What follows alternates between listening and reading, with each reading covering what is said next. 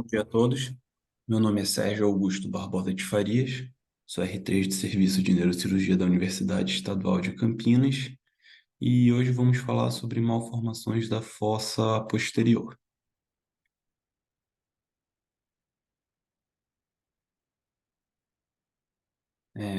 Aqui um sumário de como vai ser a aula. Primeiro vamos falar um pouco sobre embriologia, seguida de algumas malformações.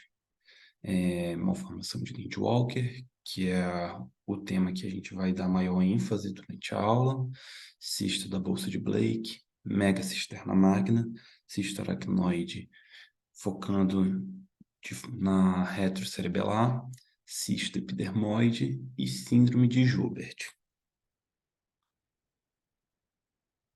Bom, dando uma breve revisão da embriologia, temos o tubo neural, que por volta da quarta semana vai estar formando as vesículas encefálicas primárias, que vão ter as divisões em prosencéfalo, mesencéfalo, rombencéfalo, que por volta da quinta semana, o prosencéfalo vai se dividir em telencéfalo e dialencéfalo, e o rombencéfalo em metencéfalo e mielencéfalo.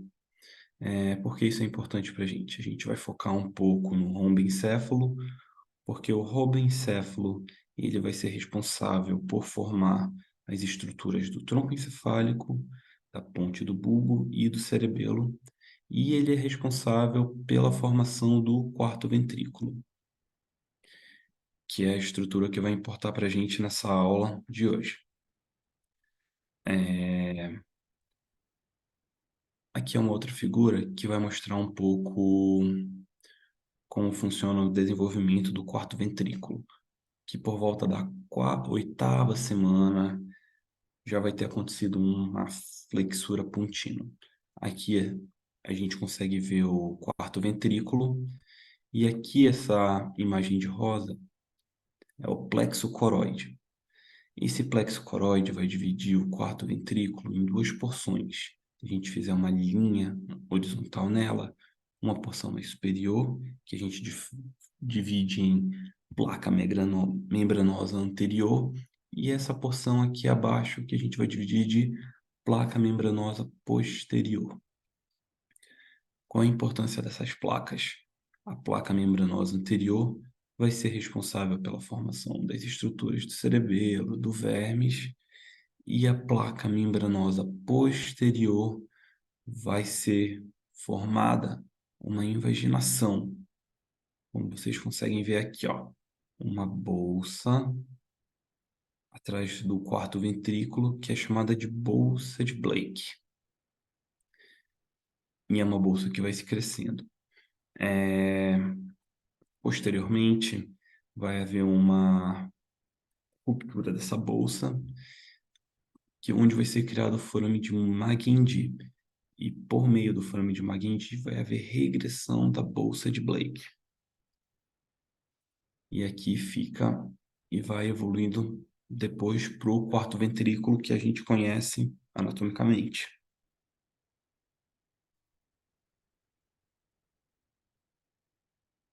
Bom,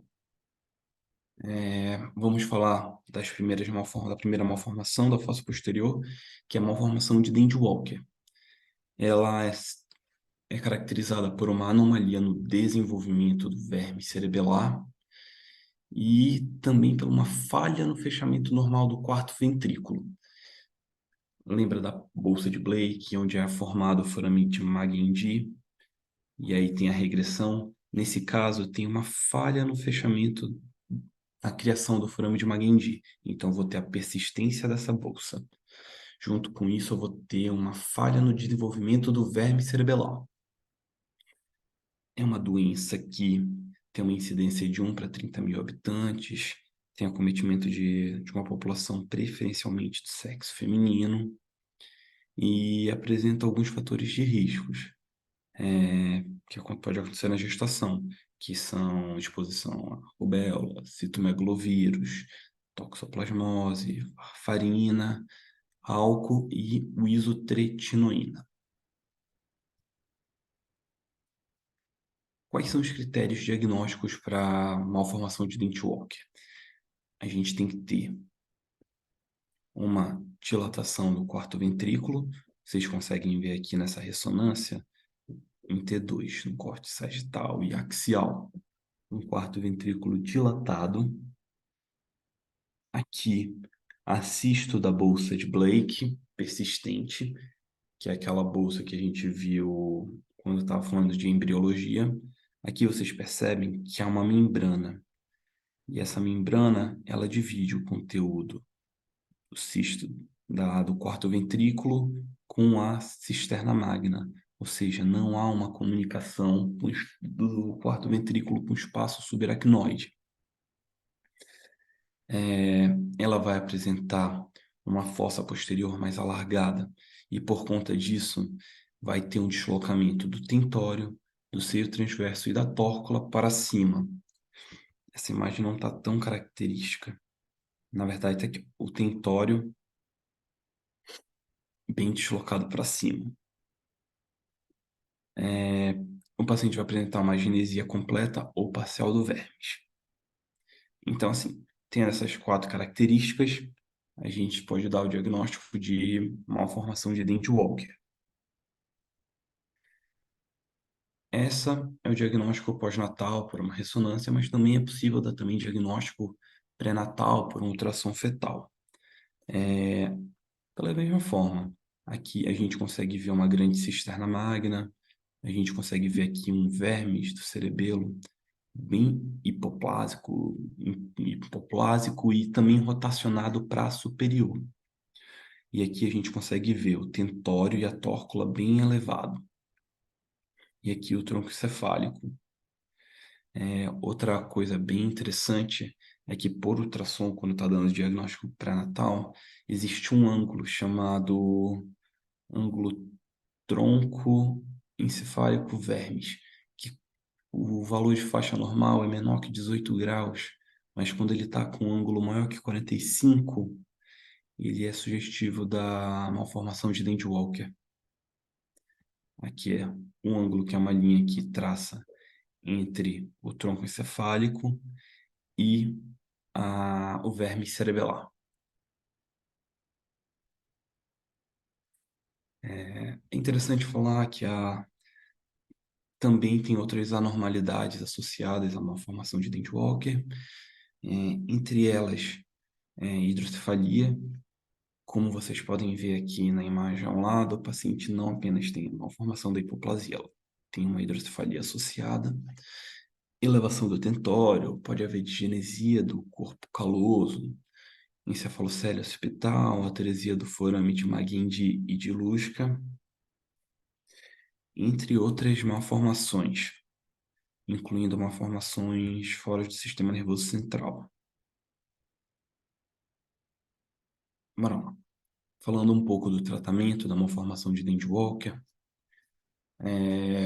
o tratamento pode consistir em uma craniectomia da fossa posterior, onde a gente pode fazer uma excisão da membrana.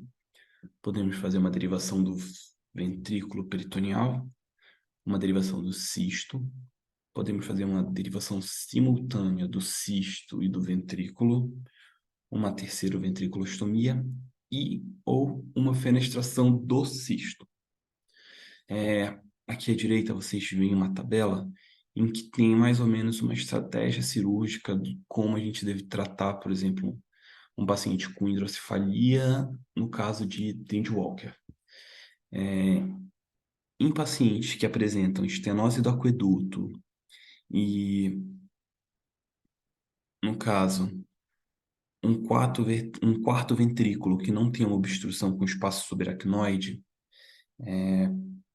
pode ser tentado ou uma TVP ou então uma terceira ventriculostomia. Em pacientes que têm uma estenose do aqueduto e uma obstrução com espaço subaracnoide, ou seja, a bolsa de Blake não tem comunicação com o espaço subaracnoide, quer dizer que há uma obstrução, aqui pode ser feito tanto uma DVP quanto uma cisto,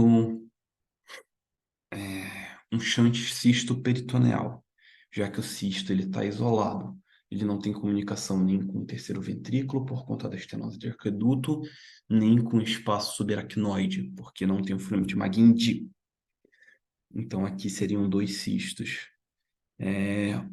Ou se for tentar uma técnica de endoscopia, poderia fazer uma terceiro ventrículostomia com aquedutoplastia, em que a gente tenta deixar o aqueduto patente. Aí haveria uma comunicação do quarto ventrículo com o terceiro e do terceiro para as cisternas basais. Em casos em que não tem estenose de aqueduto e não tem nenhuma falha de comunicação com o espaço subaracnoide, aí o tratamento deveria ser um shunt, ou DVP, ou então cisto peritoneal.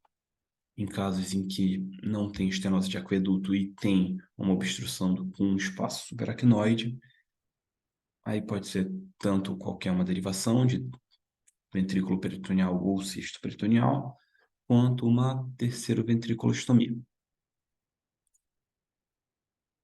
Bom, aqui é uma ressonância magnética que a gente vê no corte sagital em T2 após uma terceira ventriculostomia. Aqui a gente consegue ver o terceiro ventrículo abaulado com aspecto de balonado empurrando aqui.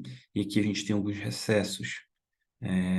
Recesso supraóptico, recesso infundibular, recesso pineal. Aqui a gente vê o aqueduto.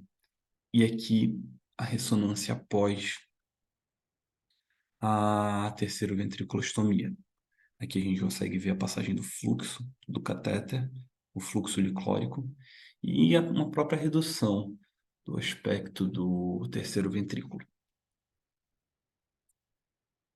E como é que é o prognóstico de um paciente com malformação de Nendi-Walker? Varia muito dependendo do grau da malformação, do grau de atresia da fossa posterior e também das outras malformações associadas, tanto de sistema nervoso central quanto extrasistema nervoso central.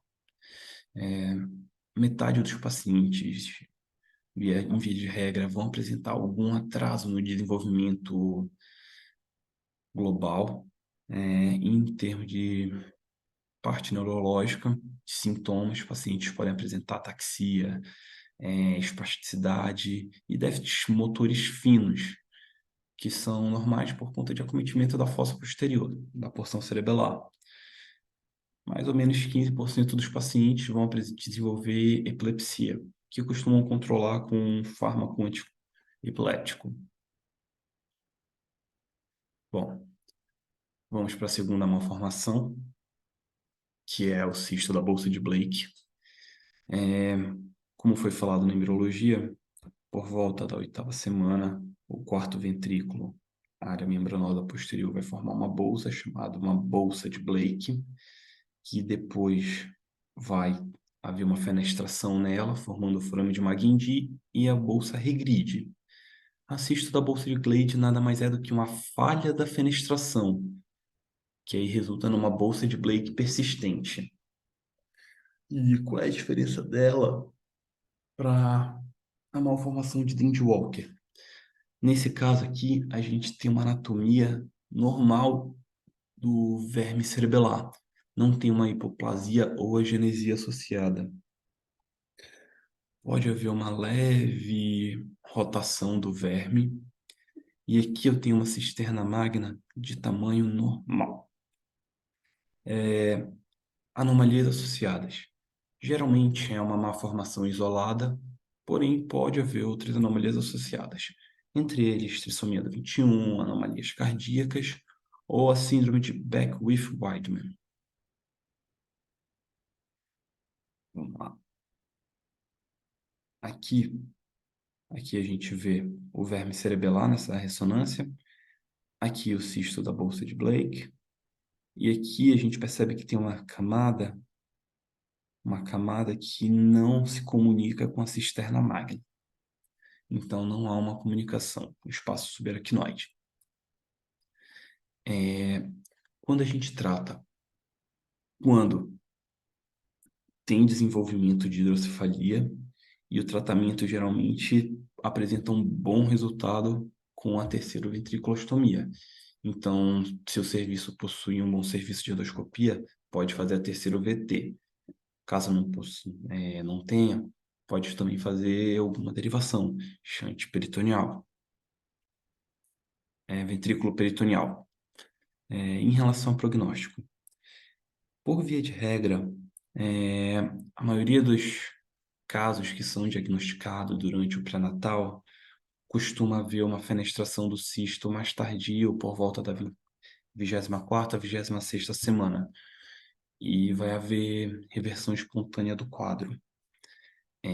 Quando não há nenhuma outra complicação, quando o cisto da bolsa de Blake acaba não tendo hidrocefalia, os pacientes vão ter desenvolvimento normal e o prognóstico costuma ser excelente.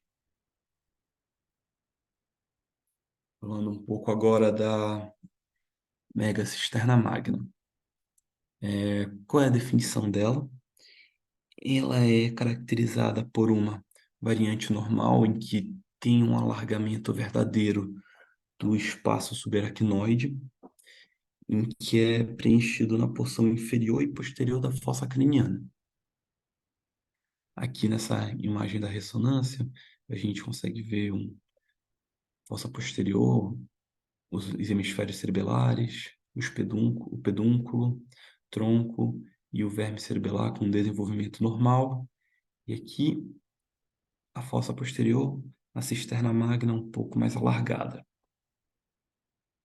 Aqui a gente percebe que não está tendo nenhuma estrutura de compressão, não está tendo deslocamento do verme, também não está tendo deslocamento do tentório.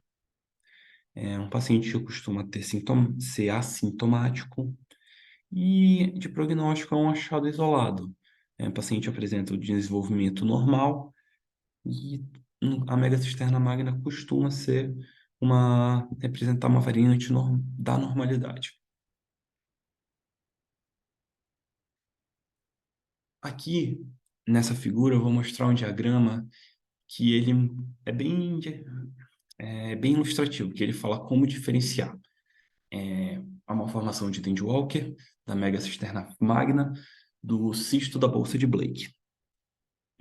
Aqui a gente tem o tronco, o quarto ventrículo, o vermes, o tentório e aqui a fossa posterior. Aqui a gente percebe que aqui a gente tem uma cisterna magna alargada, porém com um quarto ventrículo bem desenvolvido, tentório em posição normal e o verme cerebelar normal.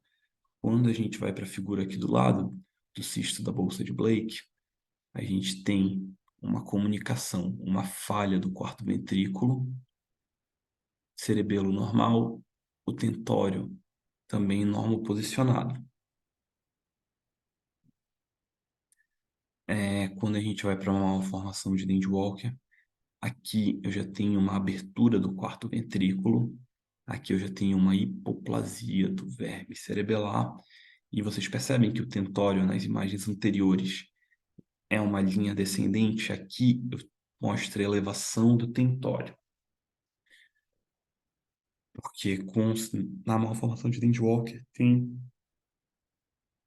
costuma deslocar tanto o tentório quanto o verme cerebelar. E aqui também tem uma variante da malformação de Dandy Walker. O que é essa variante? É quando eu tenho a bolsa e eu não tenho uma agenesia do verme cerebelar. Eu tenho uma discreta hipoplasia. E eu também não tenho uma elevação do tentório. É bem parecido com o cisto da bolsa de Blake, porém aqui eu apresento uma hipoplasia do vermes. Bom, indo para outra entidade, aqui eu vou falar um pouco do cisto aracnoide, que o que é um cisto aracnoide? O cisto aracnoide acaba sendo um diagnóstico diferencial, Eles são coleções do líquido cefalorraquidiano que acaba ficando dentro da camada da membrana aracnoide, ou seja, a membrana aracnoide vai se dividir em duas camadas e nessa camada vai estar tendo um acúmulo de líquor. E esse líquor pode ou não ser comunicado com o espaço subaracnoide. Geralmente, o cisto aracnoide representa 1% de todas as massas intracranianas. E os pacientes, via de regra, costumam ser assintomáticos. A minoria que é assintomática, em apenas 5% dos casos. Os casos sintomáticos geralmente são porque possuem cistos bem volumosos que chegam a causar um efeito de massa. Aqui a gente consegue ver bem um cisto aracnoide em fossa posterior. A localização. O cisto aracnoide apresenta localização em várias topografias. A topografia mais comum é supratentorial, na fossa média, mas para a fossa posterior acaba tendo uma boa frequência, cerca de 30 a 40% dos cistoaracnoides. Aqui a gente mostra um cistoaracnoide na fossa posterior comprimindo verme, hemisfério cerebelar, tronco e o tentório também. E quando a gente indica o tratamento de um cisto aracnoide, a indicação é quando o paciente já está sintomático. E no caso, quais seriam os sintomas? Geralmente, o sintoma está localizado com a topografia. Quando está localizada na fossa posterior, geralmente tem sintomas de hipertensão intracraniana, pode fazer hidrocefalia associada por estenose do aqueduto. E aqui a gente tem algumas opções de tratamento. Pode ser feita uma drenagem por agulha de aspiração, ou então uma evacuação por trepanação. Aqui um adendo, quando se faz esse tipo de abordagem, existe uma alta taxa de recorrência. Pode ser feita uma craniotomia com excisão da parede do cisto e fenestração com as cisternas da base, já que alguns cistos não têm comunicação. Pode ser tentado também uma abordagem endoscópica com uma fenestração do cisto, ou também uma derivação cisto-peritoneal. Um adendo, quando a gente está fazendo uma derivação cisto-peritoneal, a gente dá preferência para válvulas de baixa pressão.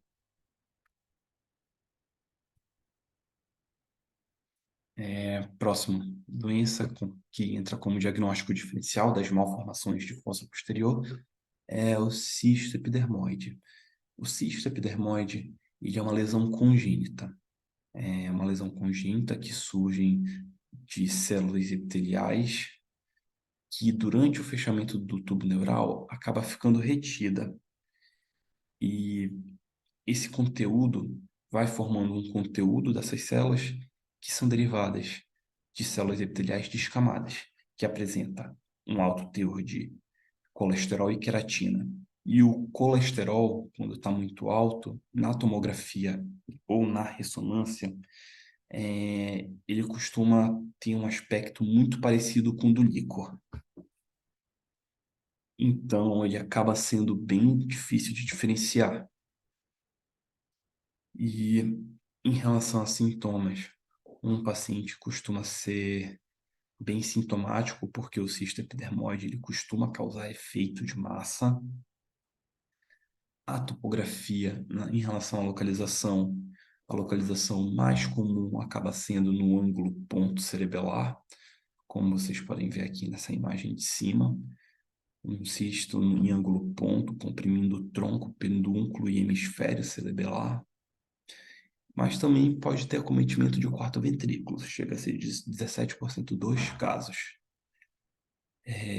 Mas se o cisto epidermoide tem a mesma consistência do líquor, como a gente diferencia ele das outras malformações? A gente faz a ressonância magnética e a gente faz a sequência de difusão, DWI e ADC, e aí a gente consegue ver que o cisto epidermoide vai ter restrição à difusão. Aqui vocês conseguem ver nas imagens ao lado. Aqui o cisto está restringindo a difusão. porque apesar do colesterol ter uma consistência parecida com o líquor, em relação à passagem das moléculas de água, tem essa diferença. Em relação ao tratamento cirúrgico, o tratamento é a excisão cirúrgica do cisto para poder resolver o efeito de massa. Não costuma ter recorrência, e se tem recorrência, o crescimento desse cisto também costuma ser bem devagar. Por fim, vou falar agora da síndrome de Joubert, que é a última das malformações, que, por definição, o que que é ela? Ela é um distúrbio autonômico recessivo em que eu vou ter um certo grau, que pode variar de agenesia do verme cerebelar. Até então, a única malformação que tinha agenesia do verme cerebelar era a malformação de Dandy Walker, por isso que ele está entrando como diagnóstico diferencial. E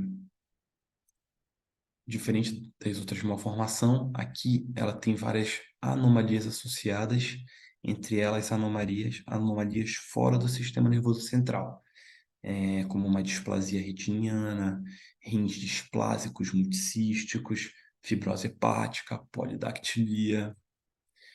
E os sintomas, geralmente da síndrome de Joubert, são relacionados à má formação cerebelar mesmo, com ataxia, o paciente pode evoluir com faces dismórficas, pode ter um atraso no desenvolvimento global, hipotonia, apraxia oculomotora. Bom, o diagnóstico padrão ouro é a realização da ressonância magnética. Aqui eu vou ter uma agenesia do verme cerebelar, que a gente percebe os hemisférios cerebelares, os pedúnculos, mas a gente não consegue ver o verme. A gente vê uma falha bem na linha mediana. Ele possui um quarto ventrículo, se vocês puderem ver aqui nessa primeira imagem, que tem um aspecto de asa de morcego, e os pedúnculos cerebelares, aqui nessa figura inferior, mais alongados, dando o formato de um dente molar, parecendo um dente bem aqui. A síndrome de Joubert em si não tem nenhum tratamento, é mais acompanhamento mesmo. Acompanhamento genético em relação a mais formações. Bom, essas foram as referências utilizadas. Obrigado a todos.